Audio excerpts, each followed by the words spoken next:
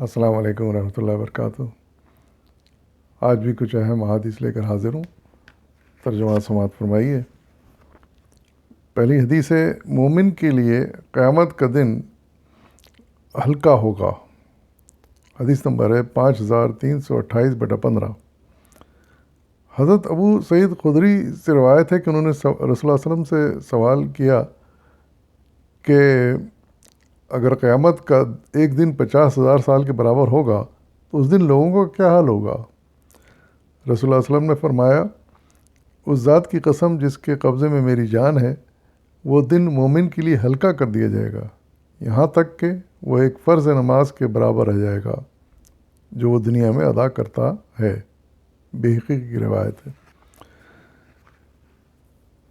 تو جب انہوں نے قرآن میں یہ پڑھا، مومنوں مسلمانوں نے، اور صلی اللہ علیہ وسلم نے بھی اس بات کی تصدیق کی کہ قیامت کا دن 50,000 سال کے برابر ہوگا، اس دنیا کے 50,000 سال کے برابر ہوگا، تو ظاہر ہے پھر خیال آیا اس وقت صحابہ کو کہ یہ پھر اگر 50,000 سال کا دن ہوگا تو کیسے گزرے گا، مسلمان کیسے اسے برداشت کریں گے،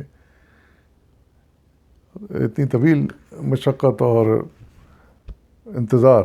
تو اس کے جواب میں صلی اللہ علیہ وسلم نے ارشاد فرمایا، اور اللہ کے واسطہ دے کر ارشاد فرمایا، اس کی قسم کھا کر، کہ وہ دن مومن کے لیے ہلکا کر دیا جائے گا۔ یعنی وہ 50,000 سال کا دن جو ہوگا، طویل دن، وہ مومنوں کے لیے ہلکا کر دیا جائے گا۔ اور دوسری بات، یہ اتنا ہلکا کر دیا جائے گا جیسے کہ وہ ایک فرض نماز کے برابر رہ جائے گا۔ یعنی ایک فرض نماز میں جتنا وقت گزرتا ہے وہ اسی طرح ان کے اوپر سے گزر جائے گا، اور اتنی ہی تکلیف ہوگی، جتنی زحمت ہوگی جتنی کہ ایک فرض نماز کے لیے وضو کرنا ہے، تیاری کرنا، پھر مسجد میں جا کے پڑھنا، اتنا ہی مومنوں کے اتنی ہی زحمت اٹھانی پڑے گی۔ تو اندازہ لگائیے آپ کہ کیا شان ہوگی مومنوں کی۔ وہ طویل دن جو دنیا کے دوسرے انسانوں کے لیے ایک تکلیف کا دن، پریشانی کا دن اور وحشت کا دن ہوگا، وہ دن مومنوں کے لیے اتنا ہلکا کر دیا جائے گا جیسے ایک فرض نماز کا وقت ہوتا ہے۔ تو یہ ایک بہت بڑی نعمت ہوگی اللہ کی، ورنہ اگر ہم بھی اسی طرح اگر بھگتیں اس دن کو تو خدا جانے برداشت کر سکیں نہ کر سکیں، لیکن جیسا کہ وعدہ کیا گیا ہے تو انشاءاللہ ایسے ہی ہوگا، اور مومنوں کے لیے یہ دن بہت ہلکا کر دی جائے گا۔ دوسری حدیث ہے کہ جنت کے کچھ احوال، 5331/2۔ اس میں حضرت عبداللہ بن عمر رضی اللہ عنہ سے روایت ہے کہ رسول اللہ صلی اللہ علیہ وسلم نے فرمایا، جنت میں حوض کوثر تالاب جو ہوگا، اس کی لمبائی 1 ماہ کی مسافت کے برابر ہے، اس کا پانی دودھ سے زیادہ سفید اور اس کی خوشبو مشک سے زیادہ ہوگی، اور پینے کے برتن ستاروں کے مانند چمکیں گے، اور جو اس سے 1 مرتبہ پانی پی لے گا پھر کبھی پیاسا نہ ہوگا۔ بخاری مسلم کی حدیث ہے۔ یعنی وہاں پر جنت میں جب داخل ہو جائیں گے لوگ تو انہیں ایک حوض کوثر، ایک بہت بڑا تالاب، جسے رسول اللہ صلی اللہ علیہ وسلم نے ارشاد فرمایا کہ 1 میل کی مسافت، یعنی 1 میل چل کے آدمی جائے تو جتنا فاصلہ طے ہوگا تو اتنی طویل یہ حوض ہوگا یا یہ تالاب ہوگا۔ تو مومنوں کو جو جنت میں داخل ہو جائیں گے ان کو اس حوض کوثر سے پانی پلایا جائے گا، اندازہ لگائیے آپ۔ اور اس پانی کی کیفیت یہ ہوگی کہ وہ دودھ کی طرح ہوگا، دودھ سے زیادہ سفید، اور ظاہر ہے کہ مزے میں ویسے ہی ہوگا، اور اس میں اس سے خوشبو آ رہی ہوگی، مشک ایک بڑی اچھی جڑی بوٹی ہوتی ہے جس سے بڑی اچھی خوشبو آتی ہے، تو مشک کی خوشبو آ رہی ہوگی اس میں سے، اور اس کے جس برتن سے وہ ہم پانی پئیں گے وہ ستاروں کے مانند چمکیں گے، مطلب نہایت ہیرے جواہرات کی طرح اس کے برتن ہوں گے بنے ہوئے۔ اور پھر اس کی ایک خاص بات اور بھی ہوگی کہ اس حوض کوثر سے جو 1 مرتبہ پانی پی لے گا پھر اس کو کبھی پیاس نہیں لگے گی، یعنی اتنا سیراب ہو جائے گا کہ وہ پھر ہمیشہ کے لیے کافی ہوگا وہ. تو یہ ساری نعمتیں ان کو ملیں گی جو مومن ہوں گے اور جنت میں داخل ہو چکے ہوں گے.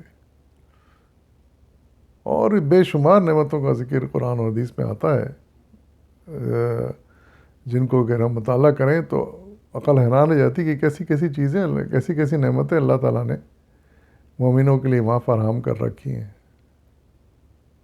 اور وہ اس انتظار میں ہیں کہ مومن آئیں اور اس فائدہ اٹھائیں.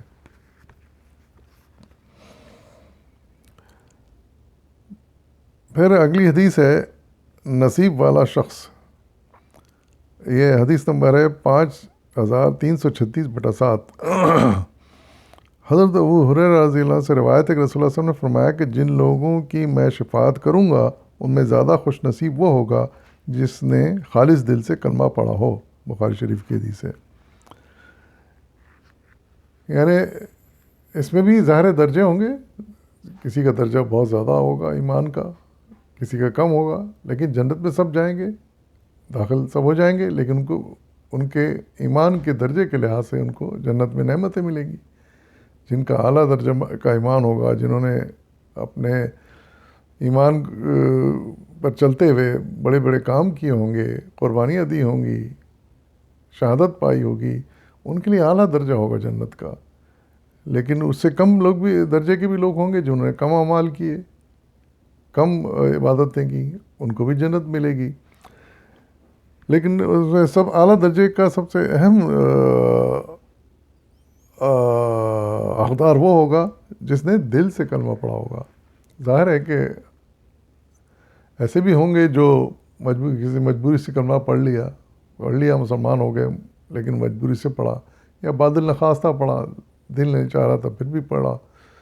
تو ان لوگوں کی بنسبت جس نے دل سے اقرار کیا اور پڑھا اور اس پر عمل کیا، ان کا درجہ ظاہر زیادہ ہوگا اور وہ زیادہ خوش نصیب ہوں گے، یعنی ان کو جنت میں زیادہ زیادہ نعمتیں ملیں گی.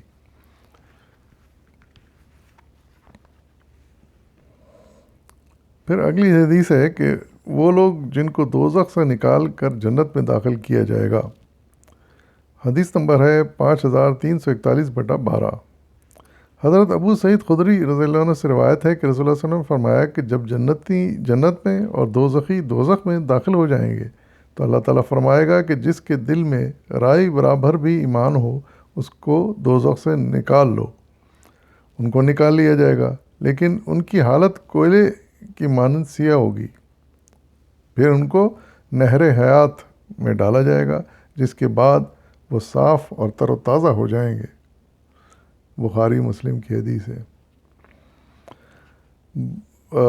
اس میں جو بات ارشاد فرمائی جا رہی وہ یہ ہے کہ جنت دوزخ کا فیصلہ ہو جائے گا.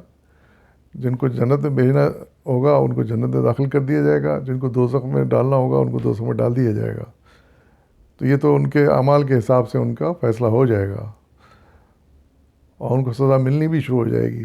لیکن اللہ تعالیٰ تو رحیم ہے، کریم ہے، اس کے تو رحم و کرم کا کوئی حساب ہی نہیں ہے. تو اس کی رحمت پھر جوش کھائے گی، اور اس رحمت کے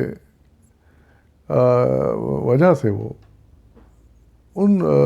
معلوم کرے گا اللہ تعالیٰ کہ کون لوگ ہیں، کہے گا کہ پتہ کرو کون لوگ ہیں جن کے دل میں تھوڑا سا بھی ایمان تھا، لیکن کہ کچھ خراب اعمال کی وجہ سے دوزخ میں داخل ہو گئے. تو کہا جائے گا کہ اگر تھوڑا سا رائی برابر بھی ایمان تھا تو ان کو دوزخ سے نکال لو، جہنم سے نکال لو. سبحان اللہ. تو اس طرح ان کو پھر دوزخ سے نکال لیا جائے گا. اور لیکن چونکہ دوزخ میں کچھ تھوڑی دیر کے لیے صحیح جلے ہوں گے، وہ دوزخ کی آگ میں تو کوئلہ ہو چکے ہوں گے. تو پھر ان کو نکالنے کے بعد ان کو نہر حیات، کوئی نہر ہوگی جو تازگی بخشتی ہوگی، غیر معمولی اس کی خاصیتیں ہوں گی. تو یہی کہا جائے گا کہ اس کو پھر اس نہر میں نہلایا جائے گا، اس کے پانی سے نہلایا جائے گا تو وہ پھر تر و تازہ ہو جائے گا. یعنی وہ سیاہ جل کے جو ہو گیا تھا، موت تو بہرحال آنی نہیں ہے، موت تو ختم ہو چکی ہوگی، تو اس لیے وہ زندہ تو ہوگا لیکن بہت بری حالت میں ہوگا. تو جب نہر حیات سے اس کو غسل دے دیا جائے گا تو وہ بالکل تر و تازہ فریش ہو جائے گا اور اس کو پھر جنت میں داخل کر دیا جائے گا. اگلی حدیث ہے کہ جب موت کو بھی موت آ جائے گی 5351/22 حضرت ابن عمر رضی اللہ عنہ سے روایت ہے کہ رسول اللہ صلی اللہ علیہ وسلم نے فرمایا کہ جب جنتی جنت میں اور دوزخی دوزخ میں داخل ہو جائیں گے تو موت کو لایا جائے گا اور دوزخ اور جنت کے درمیان اس کو ذبح کر دیا جائے گا اور اعلان کر دیا جائے گا کہ اب کسی کو موت نہیں آئے گی. بخاری مسلم کی حدیث ہے. یہی بات پچھلے اس میں میں نے عرض کی تھی اور اس کی تصدیق یہی بات یہ حدیث کر رہی ہے کہ پہلے تو فیصلہ اعمال کے مطابق ہو جائے گا. نیک لوگ جنت میں داخل ہو جائیں گے, بد لوگ دوزخ میں جہنم میں چلے جائیں گے. اور اس کے بعد پھر ایک کام یہ بھی ہوگا کہ موت کو ختم کر دیا جائے گا, یعنی اس کے بعد موت نہیں آئے گی. اور اس کا طریقہ یہ ہوگا کہ جنت اور دوزخ کے درمیان موت کو ذبح کر دیا جائے گا, یعنی ختم کر دیا جائے گا موت کو, اور پھر اعلان بھی کر دیا جائے گا کہ اب کسی کو موت نہیں آئے گی. یعنی اب جو جنت میں ہوں گے وہ بھی ہمیشہ زندہ رہیں گے, عیش کریں گے, اور جو دوزخ میں ہوں گے اور پچھلی حدیث کے مطابق نکال نہ لیے گئے ہوں گے, یا بعد بھی ہو سکتا ہے اللہ تعالیٰ جب اس کو رحم جوش مارے گا تو نکال لے گا اور لوگوں کو بھی, اس کی رحمت پر سب کچھ منحصر ہے. تو لیکن ہو سکتا ہے کچھ ایسے گناہ گار ہوں جن کے انتہا سے زیادہ جرم اور گناہ ہوں, تو پھر وہ ہمیشہ کے لیے جہنم میں جلیں گے. اس کی بھی وعید بعض احادیث میں بلکہ قرآن میں بھی آئی ہے. مثال کے طور پر قاتل کے بارے میں کہا جاتا ہے کہ جس نے عمدن کسی کو قتل کیا, جان بوجھ کے بلا ناحق قتل کیا, تو اس کی سزا یہ ہے کہ ہمیشہ کی جہنم ہوگی. ایسے اور بھی اعمال ہیں جن کی سزا کی وعید سنائی گئی ہے کہ ہمیشہ کی جہنم ہوگی. لیکن پھر بھی جن پر بھی اللہ تعالیٰ چاہے گا رحم کرے گا اور اس کے گناہ اس کو معاف کر کے اس کو دوزخ نکال لے گا اور جنت میں داخل کر دے گا. یہ سلسلہ چلتا رہے گا, لیکن موت بہرحال ختم ہو جائے گی. وآخر دعوانا والحمد للہ رب العالمین.